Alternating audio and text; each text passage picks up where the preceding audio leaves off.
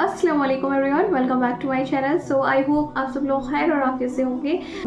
Okay, तो पिछले कुछ दिनों से आई वाज नॉट वेल, सो मैं वीडियोस पोस्ट नहीं कर पा रही थी। एंड यस, उस दौरान बहुत सारे रिक्वेस्ट आ रहे थे एंड सबसे ज़्यादा रिक्वेस्ट जो थे वो इस वीडियो के ऊपर थे, आप यहाँ देख सकते हैं। तो yes, so today's video is about the story of Yunus अलैहि सलाम bye engineer Mohammad Ali Mirza. So without any further ado, let's get started.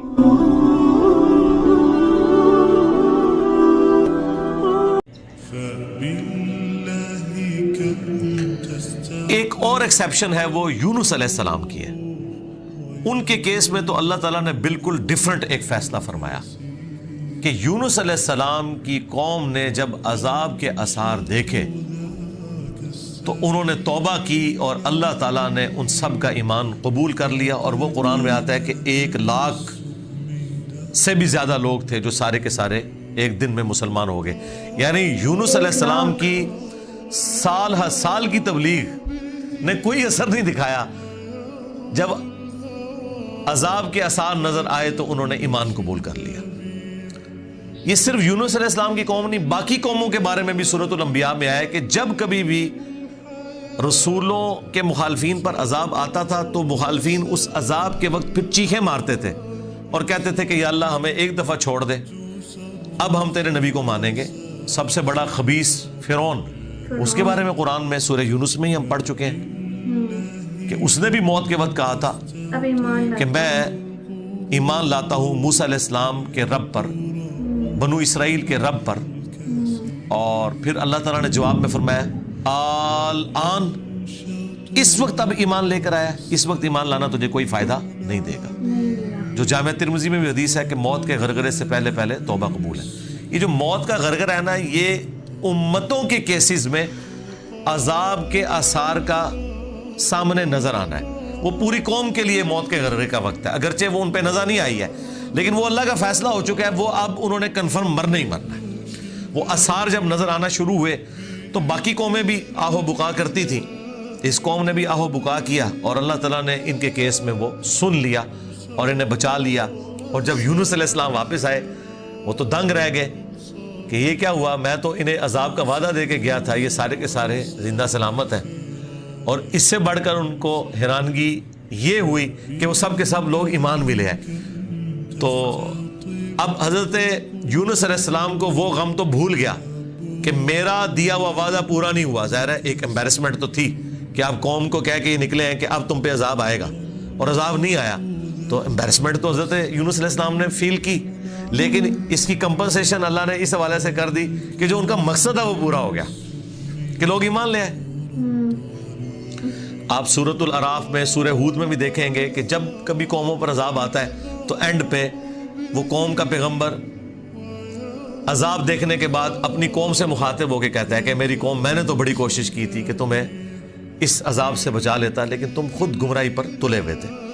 तो अजाब के बाद भी कौमों का दर्द पैगंबरों के सीने में रहता है, एक नेचुरल चीज़ है। रकीकुल कल्ब होते हैं ना जो पैगंबर होते हैं। तो यहाँ पर जब उन्होंने देखा सब ईमान ले आए तो जाहिर है कि वो एक हैप्पी एंडिंग हुई है।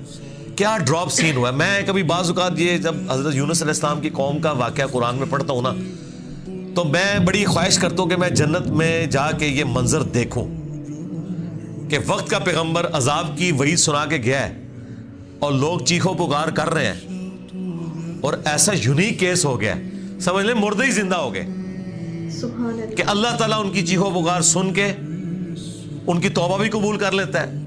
और फिर यूनुस अलैहिस्सलाम जब वापस आते हैं उनकी हैरानगी क्या होगी, ठीक है, क्या ड्रॉप सीन होगा। मैं कहता हूँ जी इस तरह की कोई ट्रेजिक फिल्म नहीं हो सकती जो यूनुस अलैहिस्सलाम और उनकी कौम की है। और वो क्यों हुआ, सिर्फ यूनुस अलैहिस्सलाम से एक इज्तिहादी खता हुई। हम उसे गुनाह नहीं कहते, वो खता है, अंबिया खता करते हैं, लेकिन चूंकि वो अपनी खता पर कायम नहीं रहते और वो गुनाह के जुमरे में भी नहीं है, गलती है बहैसियत इंसान। इंसान गलतियों से पाक अगर हम पैगंबरों को कहते हैं तो ये पाक वो वाला नहीं है जिस तरह अल्लाह पाक है। आप सुबहान का लफ्ज सिर्फ अल्लाह के साथ बोलते हैं, कोई पैगंबर भी सुबहान नहीं है। परफेक्ट सिर्फ अल्लाह है। देखिए इंसान तो है ही इम्परफेक्ट, بالکل. جب ہم نیند کے محتاج، کھانے پینے کے محتاج، اس کے بعد ٹوائلٹ کے محتاج، اور سب سے بڑھ کر اپنی زندگی کے لیے اپنے رب کے محتاج، تو انسان تو پرفیکٹ ہے ہی نہیں ہے. پرفیکٹ صرف اللہ ہے جو کسی کا محتاج نہیں ہے. غلطیوں سے پاک صرف اللہ ہے. یونس علیہ السلام سے جو آپ سمجھ لیں اجتہادی خطا، جسے ہم گناہ نہیں کہتے، وہ یہ ہوئی کہ جب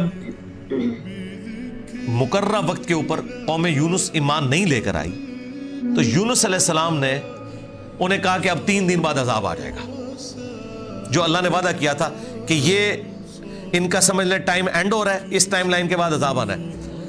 لیکن ساتھ یہ ضروری تھا کہ اللہ تعالیٰ کی وحی کا انتظار کرنا ہے اس علاقے کو چھوڑنے سے پہلے. تمام انبیاء جب قوموں کو وحی سناتے ہیں نا تو پھر اللہ تعالیٰ کی وحی کی اجازت کے بعد اس علاقے کو چھوڑتے ہیں. نبی اسلام نے بھی ہجرت دیکھیں اینڈ پہ کی ہے، ایویں نہیں، مطلب آپ خود سے نہیں نکلے، اللہ تعالیٰ کی وحی کے ذریعے نکلے. قرآن میں سورۃ الانفال میں آیا تھا کہ یہ جب کافر کہتے تھے نا کہ ہم پر عذاب کیوں نہیں نازل ہوتا، ہم نبی کا انکار کر رہے ہیں، تو اللہ تعالیٰ نے فرمایا کہ جب تک اے نبی تم ان میں موجود ہو ہم ان کو عذاب نہیں دیں گے. اللہ کی سنت ہے کہ جب کبھی کسی قوم کو عذاب دینا ہوتا ہے نا تو اس قوم میں سے انبیاء اور اہل ایمان کو الگ کرتا ہے، پھر باقی کی قوم پر عذاب آتا ہے. اور وہ اللہ تعالیٰ نے نکالا اور غزوہ بدر میں لا کے ڈبویا ان کو، جس طرح فرعونیوں کو اپنے محلات سے نکال کے سمندر میں غرق کیا تھا، مشرکین عرب کو اپنے گھروں سے نکال کر بدر میں ڈبویا صحابہ کرام کی تلواروں کے ذریعے. یہ عذاب استحصال کی ایک قسط ان پر آئی تھی. تو یونس علیہ السلام نے ازیوم کیا کہ ظاہر ہے کہ اس کے بعد عذاب تو آنا ہی ہے، لیکن ان کی شان اس سے بلند تھی کہ وہ وحی کا انتظار کیے بغیر نکل گئے. بس جب وہ نکلے، جس کشتی میں سوار ہوئے، وہ کشتی جو ہے وہ بھنور میں پھنس گئی، اور ان کی اپنی ایک نارمز چل رہی تھی کہ اگر کشتی بھنور میں پھنس جائے تو یہ اس چیز کی علامت ہے کہ کوئی غلام اپنے آقا کی اجازت کے بغیر بھاگ کر آ گیا. پھر وہ قرعہ اندازی کرتے تھے، اور جس کے نام قرعہ نکلتا تھا اس کو فدیے کے طور پر وہ سمندر میں ڈال دیتے تھے. پہلی دفعہ قرآن اندازی کی گئی، بیلٹنگ، تو حضرت یونس علیہ السلام کا نام نکلا. ان کا نہیں یونس علیہ السلام تو اس طرح ہو ہی نہیں سکتا. دوسری بار، تیسری بار، تینوں بار یونس علیہ السلام کا نام نکلا قرآن اندازی میں. تو یونس علیہ السلام نے، اچھا قرآن میں اشارتاً اس کا ذکر ہے، اسرائیلی روایتوں میں تفصیل کے ساتھ ہے، لیکن یہ بالکل قرآن میں فٹ ان بیٹھتی ہیں. یعنی آپ کو یہ تو بتایا گیا کہ یونس السلام مچھلی کے پیٹ میں رہے، تو وہ مچھلی کے پیٹ میں پہنچے کیسے تھے؟ مچھلی کے پیٹ تک پہنچنے کے لیے تو آپ کو دوست چاہیے. نیچے ہے مچھلی، اتنی بڑی ویل مچھلی ہے، کوئی چھوٹی مچھلی کے پیٹ میں تو رہ نہیں سکتا بندہ. تو وہ حضرت یونس علیہ السلام کو انہوں نے سمندر میں پھینک دیا. یونس علیہ السلام نے خود ہی کہا، ان کو کلک کر گیا کہ یہ معاملہ میرے اینڈ پہ ہے. انہوں نے کہا بھئی مجھے پھینکو، تم، مجھے سمجھ آ گئی ہے.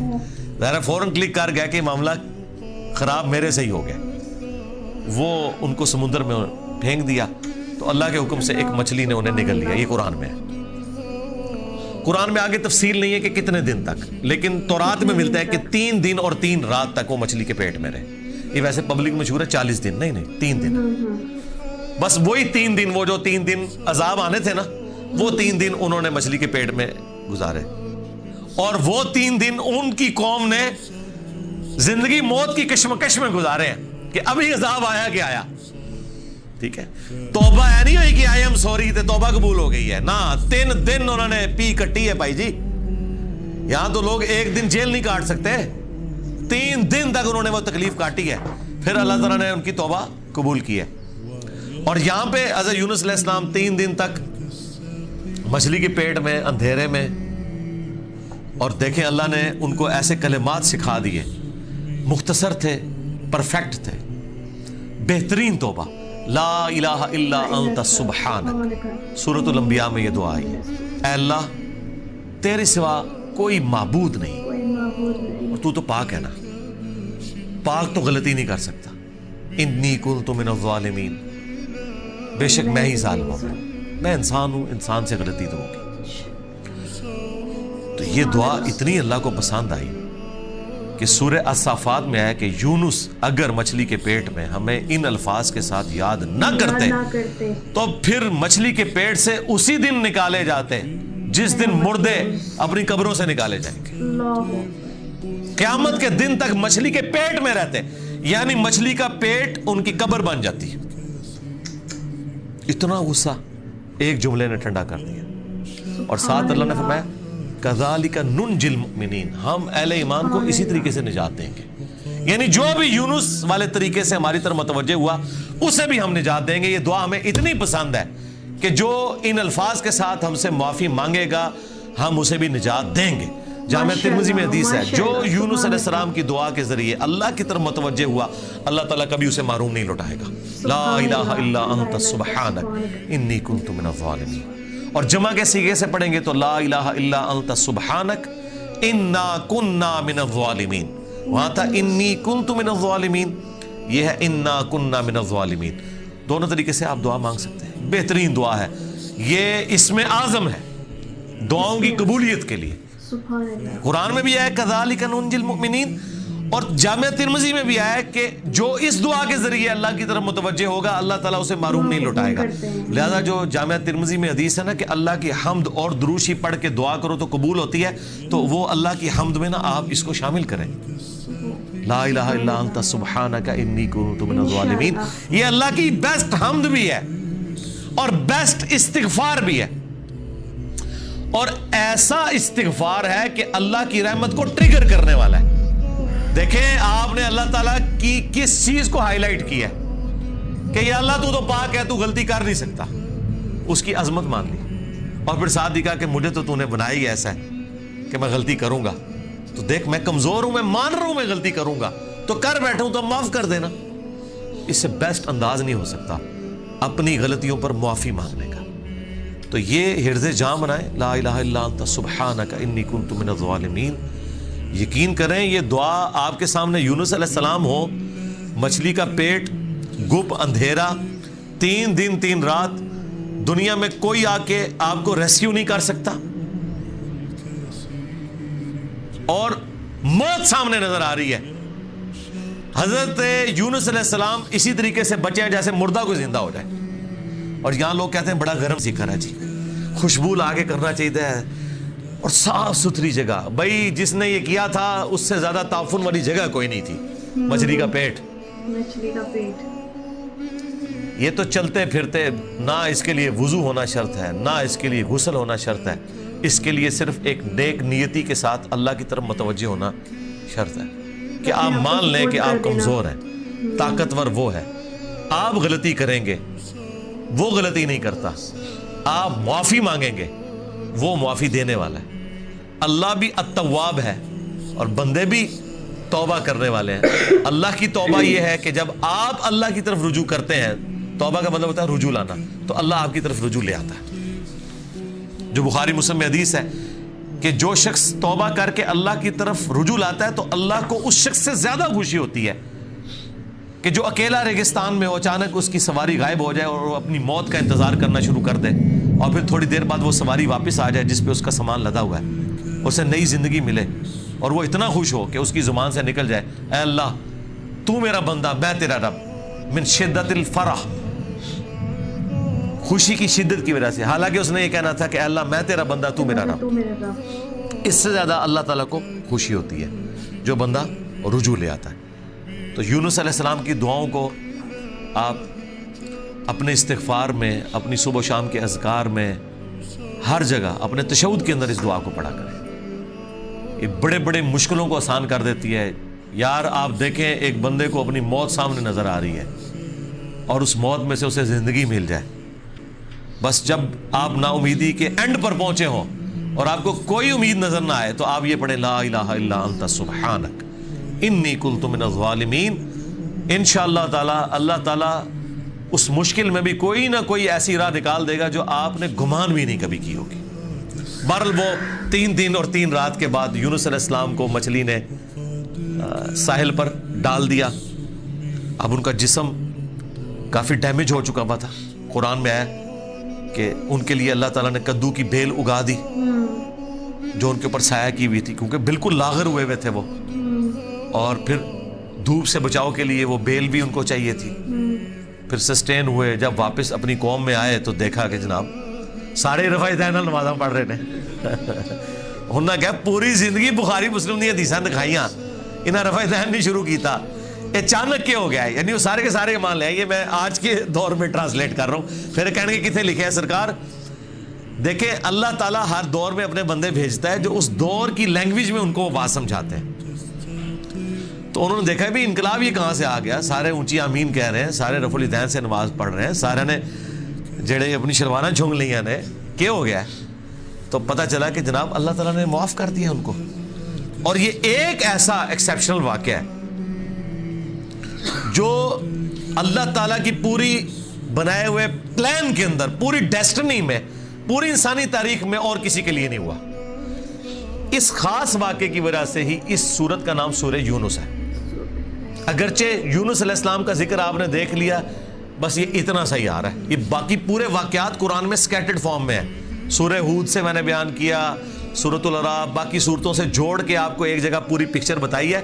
حالانکہ عام بندے سے پوچھے نا کہ سورہ یونس میں کیا ہوگا, تو وہ یہ بتائیں گے آپ کو کہ سورہ یونس میں یہ لکھا ہوا ہوگا کہ حضرت یونس علیہ السلام کتنے خوبصورت تھے, ان کی زلفوں کا رنگ کیا تھا, ان کے ماں باپ کہاں رہتے تھے, وہ کہاں پیدا ہوئے, کہاں فوت ہوئے. عام آدمی تو یہ سمجھ رہا ہوگا. حالانکہ سورہ یونس کا جو مرکزی ٹاپک ہے نا وہ توحید ہے, ٹوٹل توحید. اور اس میں حضرت یونس علیہ السلام بھی فٹ ان بیٹھ رہے ہیں. کیوں؟ توحید کا مطلب یہ ہے کہ ہوگا وہ جو اللہ چاہے گا, اور اللہ چاہے تو اپنا بنایا ہوا قانون بھی توڑ سکتا ہے. سبحان اللہ. اللہ اپنے قانون کا بھی کوئی پابند نہیں ہے. لیکن یہ دنیا کے اعتبار سے, آخرت کے لیے نہیں. آخرت کے لیے اللہ نے قرآن میں یہ بتایا کہ میں اپنے وعدے کے خلاف نہیں چلوں گا. آخرت اللہ کا قانون نہیں ہے, وعدہ ہے. اور اگر اللہ وعدہ توڑتا ہے نا تو وہ اللہ نہیں رہتا, کیونکہ جو وعدہ پورا نہ کرے وہ جھوٹا ہوتا ہے, اور جھوٹ اللہ کی طرف منسوب نہیں. لیکن دنیا میں اللہ تعالیٰ اپنے بنائے ہوئے قوانین توڑ دیتا ہے. وہ اللہ کے کوئی وعدے نہیں ہے. اللہ کا قانون ہے کہ آگ جلائے گی, ابراہیم کو نہیں جلایا, تو اللہ تعالیٰ کو اس سے کوئی فرق نہیں پڑتا. یہ اللہ کا کوئی وعدہ نہیں تھا. چھری کاٹتی ہے, اسماعیل علیہ السلام کو نہیں کاٹا, یہ اللہ کا قانون ٹوٹا. سمندر میں انسان غرق ہو جاتا ہے, موسیٰ علیہ السلام کے لیے راستہ بن گیا, یہ اللہ کا قانون ٹوٹا معجزے کے طور پر. آخرت میں کوئی قانون نہیں ٹوٹے گا. جو مواہد دنیا سے گیا, اللہ کا تابع فرمان, پیغمبروں کا مطیع, پھر اس پہ تقدیر غالب نہیں آئے گی کہ نہیں جی اے تیری میں ایک گل سنبھال کے رکھی ہے, دادا تو زیرو نل ملٹیپلائی ہو گیا. نہیں, وہاں بھائی نیکیاں تولی جائیں گی. چاہے گناہوں کے پلڑے میں بڑے سے بڑا گناہ بھی آ گیا شرک کے سوا, اور نیکیاں بھاری ہو گئی, تو اللہ تعالیٰ کسی کو یہ کہے گا کہ بھی نہیں کہ بالکل دوتے اے زیرو زیرو ہی بچے ہیں. نہیں, بس یہ میرا وعدہ ہے کہ میں بچا لوں گا. بلکہ اللہ کی تو رحمت اس سے بھی زیادہ ہے. وہ تو اپنے پیغمبر کی شفاعت سے جن کے نیکیوں کے پلڑے ہلکے بھی ہو جائیں گے ان کی بھی کمپنسیشن فرما دے گا, اگر وہ شرک نہ کرتے ہوئے, انشاءاللہ تعالیٰ. ہمیں تو اللہ تعالیٰ بغیر حساب و کتاب کی جنت میں داخلہ عطا فرمائے. آمین. مع النبیین والصدیقین والشہداء والصالحین. آمین. بہرحال یونس علیہ السلام جب واپس آئے, انہوں نے یہ ساری بہاریں دیکھی, تو ظاہر ہے کہ خوشی خوشی انہوں نے اس کو ایکسیپٹ کیا, اور اللہ تعالیٰ نے پھر اس کو قیامت تک کے لیے قرآن میں نقل کر دیا. اب یہ وہ الفاظ, اب یہ پورے واقعات آپ کے سامنے ہو, تو اب آپ اس کا ٹیسٹ فیل کریں. اعوذ باللہ من الشیطان الرجیم, بسم اللہ الرحمن الرحیم. فلولا كانت قرية آمنت فنفعها ایمانها, پس کیوں ایسا نہ ہوا کہ کوئی بستی ایمان لائی ہو تو اس کو ایمان لانا نفع دے دیتا. یہ کبھی ہوا ہی نہیں ایسا. الا قوم یونس, سوائے قوم یونس کے, کہ یونس علیہ السلام کی اجتہادی خطا جو ڈیبٹ تھی وہ کریڈٹ بن گئی ان کے امت کے حق میں, کہ چونکہ ان کے وقت کے پیغمبر نے اللہ کی وحی کے انتظار کے بغیر وہ جگہ چھوڑ دی تھی, اللہ نے اس کا بینیفٹ ان کی قوم کو دے دیا. لما آمنوا, جب وہ ایمان لے آئے, کشفنا عنہم عذاب الخزی فی الحیات الدنیا, تو ہم نے دور کر دیا ان سے, کھول دیا دنیا کی زندگی کی رسوائی کا عذاب. وَمَتَّعْنَاهُمْ إِلَىٰ حِينٍ, اور ہم نے انہیں دنیا میں لطف اندوز ہونے کے لیے ایک اور مدت فراہم کر دی. اللہم احسن عاقبتنا فی الامور کلھا واجرنا من خزی الدنیا وعذاب الآخرہ آمین. تو یہاں پر وہ عذاب ہم نے ان سے دور کر دیا، یعنی وہ عذاب آیا ہوا تھا، اس کے آثار نمایاں تھے، پھر اللہ تعالیٰ نے وہ کھول دیا. وہ جس شکل میں بھی تھا، کوئی بادل آئے ہوئے تھے، پھر کھول دیے. وَلَوْ شَاءَ رَبُّكَ لَآمَنَ مَنْ فِي الْأَرْضِ كُلُّهُمْ جَمِيعًا، اور اگر تمہارا رب چاہتا تو جتنے لوگ زمین میں آباد ہیں سب کے سب مومن ہو جاتے. اس کا کیا مطلب ہے کہ اگر اللہ تعالیٰ زبردستی ہدایت دینا چاہتا، اس کا یہ مطلب نہیں ہے کہ اللہ تعالیٰ یہ چاہتا ہے کہ لوگ جہنم میں جائیں. یہ رسول اللہ کو سنگولر کے سیغے سے تسلی دی جا رہی ہے کہ اگر اللہ تعالیٰ نے زبردستی ایمان دینا ہوتا نا تو دے دیتا سب کو، لیکن اللہ تعالیٰ یہ چاہتا ہے کہ لوگ خود سے اپنی چوائس سے مجھے چوز کریں. افانت تکرہ الناس حتی یکونوا مؤمنین، تو اے نبی کیا آپ لوگوں کو مجبور کرنا چاہتے ہیں یہاں تک کہ وہ ایمان لے آئیں؟ یعنی آپ نے زبردستی نہیں کرنا. حضور ٹینشن ہی بڑی لیتے تھے کہ میں دعوت دے رہا ہوں، لوگ قبول نہیں کر رہے، تو حضور کو کہا کہ آپ نے ٹینشن نہیں لینی، جنہوں نے جہنم میں جانا ہے جائیں. سورۃ البقرہ میں آیا کہ ہم آپ سے نہیں پوچھیں گے لوگ جہنم میں کیوں پہنچ گئے. سورہ طٰہٰ میں آیا کہ ہم نے قرآن اس لیے نازل نہیں کیا کہ آپ مشقت میں پڑ جائیں. ما انزلنا علیک القرآن لتشقى الا تذکرۃ لمن یخشی، یہ اس کے لیے ہے جو اللہ کی دھمکی سے ڈر جائے. وما كان لنفس ان تؤمن الا باذن اللہ، اور کسی جان کے لیے یہ ممکن ہی نہیں ہے کہ وہ ایمان لے آئے مگر اللہ کے اذن سے. مراد یہ کہ صرف کوشش بھی کوئی چیز نہیں ہے، اللہ کی طرف متوجہ بھی ہوں، تقدیر پلس کوشش دونوں مل کے کمپلیشن کی طرف جاتے ہیں. ربنا لا تزغ قلوبنا بعد اذ ہدیتنا وہب لنا من لدنک رحمہ انک انت الوہاب آمین.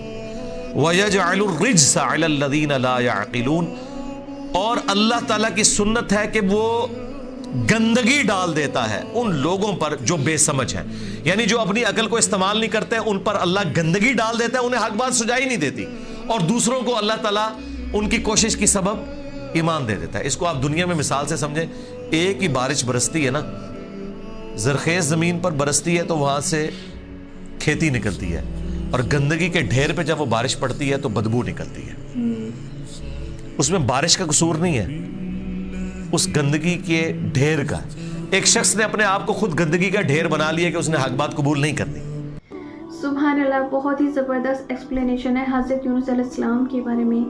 تو ان کی جو سٹوری ہے وہ ہماری کافی جگہوں پہ یاد دہانی دلاتی ہے، جس میں جیسے کہ اس سٹوری سے ہم مومنوں کے لیے ایک بہت گہرا سبق ہے، وہ یہ کہ انبیاء بھی انسانوں کی طرح غلطیوں کا شکار ہوتے ہیں، لیکن اس کے باوجود جو ہے اللہ سبحانہ تعالیٰ کی جو رحمت کی کوئی حد نہیں ہے. جب اللہ سبحانہ تعالیٰ سے سچی توبہ کی جائے اور بہت گہری دعا کی جائے تو وہ ہماری نجات کا اور معافی کا ذریعہ بنتی ہے. الطبری جو کہ 9th سینچری میں ایک پرشین ہسٹورین تھے، ان کے اکارڈنگ وہ الطبری لکھتے ہیں کہ اللہ سبحانہ تعالیٰ نے مچھلی کے جسم کو شفاف بنایا یونس علیہ السلام کے لیے، یعنی کہ ان کے لیے وہ ایک عجوبات تھا تاکہ وہ دیکھ سکے ایک تو گہرائی کو، سمندر کی گہرائی کو، اور انہوں نے ساتھ میں یہ بھی سنا کہ مچھلیاں وہاں پہ اللہ سبحانہ تعالیٰ کی حمد و ثنا کر رہی تھی. اگر ہم سورہ یونس کی ڈیپتھ میں جائیں تو ہمیں کافی کچھ ملتا ہے، یعنی کہ ایک بیوٹیفل سا ایسنس آف سورہ یونس سٹارٹ کرتے ہیں. سب سے پہلا ایسنس ہے توحید، یعنی وننس، صرف ایک خدا کو ماننا. یعنی کہ یہ سورہ بار بار ہمیں یاد دلاتی ہے اللہ سبحانہ تعالیٰ کے خلق کی طرف، یعنی کہ جتنی بھی اللہ سبحانہ تعالیٰ نے چیزیں تخلیق کی ہیں اس کی طرف، اور اس کو قائم رکھنے پر کہ اللہ سبحانہ تعالیٰ نے اسے کیسے قائم رکھا ہے اس کی طرف ہمیں بار بار یاد دہانی دلاتی ہے. سیکنڈ ایسنس ڈیوائن پاور، یعنی کہ مخلوق پر اللہ سبحانہ تعالیٰ کی لامحدود طاقت کو یہ ظاہر کرتی ہے. آسمان، زمین اور اس کے درمیان جتنی بھی چیزیں موجود ہیں ان سب چیزوں کے کنٹرول کو نمایاں کرتی ہے. So third essence science of अल्लाह सुब्हाना ताला। सो सूरह यूनुस हमें फितरत में फैली हुई अल्लाह सुब्हाना ताला की तमाम निशानियों की तरफ गौर और फिक्र करने की दावत देती है। सो समुद्र की गहराई में जितना ज़्यादा नीचे जाते जाते हैं उतना ही ज़्यादा अंधेरा होता है, और अंधेरे के साथ साथ उस डेप्थ के साथ साथ जितने भी समुद्री जीव होते हैं उन सब का साइज़ भी बड़ा होता जाता है। तो हम इमेजिन कर सकते हैं कि जिस मछली के पेट में वो फंसे थे वो कितनी बड़ी होगी, कितनी ह्यूज होगी। सो fourth essence is resurrection and judgement, यानी कि ये सूरह यूनुस हमें क़यामत के दिन की वहदानियत की याद दिलाती है। यानी कि जिस तरह से यूनुस अलैहिस्सलाम इतने ज़्यादा तूफ़ान में, इतनी ज़्यादा गहराई में, और जैसे कि आता है कि अगर वो तौबा ना करते तो वो फिर उस दिन तक के लिए, जब सबको मुर्दा उठाया जाता है, वो तब तक के लिए उसमें फंस जाते। तो इन सब चीज़ों से हमें पता लगता है कि हमें वो क़यामत की याद ध्यानी दिलाती है, और उस जगह की याद दिलाती है जहाँ पर हर एक को उनके अमल का हिसाब दिया जाएगा। और जो सबसे ज़्यादा इम्पॉर्टेंट एसेंस है वो है importance of forgiveness and patience. यानी सूरह यूनुस का ये किस्सा हमें मुश्किल वक्त में सब्र की अहमियत याद दिलाता है, और अल्लाह सुब्हाना ताला की बख्शिश की हमेशा मौजूदगी का एहसास दिलाता है। यानी कि जब भी हम अल्लाह सुब्हाना ताला से बख्शिश तलब करते हैं वो हमेशा उसको रिस्पॉन्स करता है, यानी कि कबूल फरमाता है। सो at the end of this video हमें इस दुआ की इम्पोर्टेंस का पता चलता है इन सारे एसेंस से कि इस दुआ की कितनी ज़्यादा इम्पोर्टेंस है, और जब भी हम अपने रब को इस दुआ से पुकारते हैं तो वो ज़रूर जवाब देता है। तो यस, अगर आपको वीडियो अच्छी लगी तो don't forget to like, comment, share and subscribe. अल्लाह हाफिज़।